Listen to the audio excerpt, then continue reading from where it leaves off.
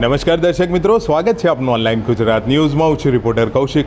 ગુજરાતના મંદિરોના કેમ્પેન હેઠળ આજે આપણે આવ્યા છીએ આણંદ જિલ્લાના બોરસદ તાલુકાના નિસરાયા ગામ ખાતે, જ્યાં અહીંયા શ્રી રાજરાજેશ્વરી હરસિદ્ધિ માતાજીનું ખૂબ જ સુંદર અને ભવ્ય મંદિર આવેલું છે, જેના દિવ્ય સાનિધ્યમાં આજરોજ 9મા પાટોત્સવની ભવ્યથી ભવ્ય ઉજવણી ચાલી રહી છે. તેના ભાગરૂપે અહીંયા નવચંડી યજ્ઞનું સુંદર આયોજન કરવામાં આવ્યું છે. આપણી સાથે હાલ ગામના શ્રી વિજયસિંહજી રાજ હાજર છે, તે આપણને સંપૂર્ણ વિગત આ કાર્યક્રમ વિશે આપશે. Thank you. નમસ્કાર સાહેબ, શું નામ છે આપનું? મારું નામ વિજયસિંહ રાજ. વિજયસિંહજી, આ મંદિર કયા માતાજીનું છે, કઈ જગ્યાએ આવેલું છે? આ રાજરાજેશ્વરી હરસિદ્ધિ માતાજીનું મંદિર છે અને ગામનું નામ છે નિસરાયા, તાલુકો બોરસદ, જિલ્લો આણંદ. આ મંદિરનો શું ઇતિહાસ છે, ક્યારે સ્થાપના કરવામાં આવી?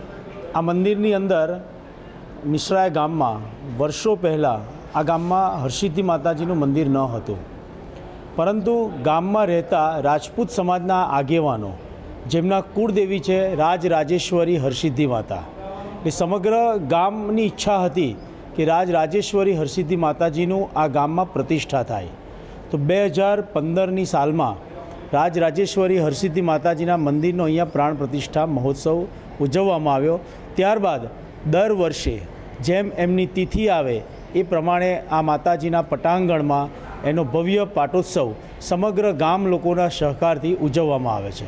માતાજી પરિસરમાં કયા કયા બીજા બિરાજમાન છે? માતાજી પરિસરમાં હરસિદ્ધિ માતાનું બિરાજમાન અહીંયા છે. બાજુમાં ખોડિયાર માતાજી જે વર્ષોથી આ ગામમાં બિરાજમાન છે, તેમની સાથે પણ સમગ્ર ગામની શ્રદ્ધા સંકળાયેલી છે. આ મંદિર દ્વારા બીજા શું શું ધાર્મિક ઉત્સવો થાય છે? આ મંદિર બન્યા પછી આ મંદિરના પટાંગણમાં નવરાત્રિની અંદર ભવ્ય નવરાત્રિ મહોત્સવ સમગ્ર ગામ દ્વારા ઉજવવામાં આવે છે અને સમગ્ર ગામની બહેનો એક સાથે આ માતાજીના પટાંગણમાં લગભગ 1000થી 1200ની સંખ્યામાં બહેનો અહીંયા ગરબા ગાતી હોય છે અને ગામના યુવાનો પણ માતાજીના ગરબાનો લાભ લેતા હોય છે. અહીંયા આજે શું કાર્યક્રમનું આયોજન, કેટલા દિવસનો કાર્યક્રમ?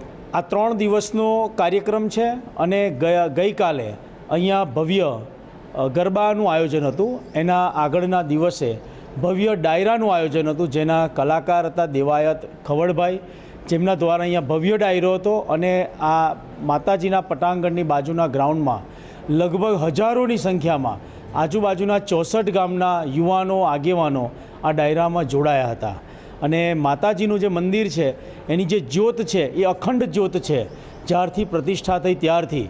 અને અખંડ જ્યોત અમારા ગામના આગેવાનો અને સ્વર્ગસ્થ મહેન્દ્રભાઈ શિવમ પેંડાવાળા એમના પરિવાર દ્વારા અખંડ જ્યોતને અને ગ્રામજનો દ્વારા, ગામના આગેવાનો દ્વારા અખંડ જ્યોત લેવા માટે હરસિદ્ધિ માતાજીનું જે સ્થાન છે કોયલા ડુંગર, જે દ્વારકાની નજીક આવેલું છે, ત્યાંથી અખંડ જ્યોતને વાસ્તે ગાસ્તે ગામના પ્રવેશ દ્વાર પાસે લાવવામાં આવી હતી અને ત્યારબાદ આ જ્યોતને માતાજીના મંદિર સુધી ગ્રામજનો દ્વારા હર્ષ અને ઉલ્લાસથી એને પહોંચાડવામાં આવી હતી.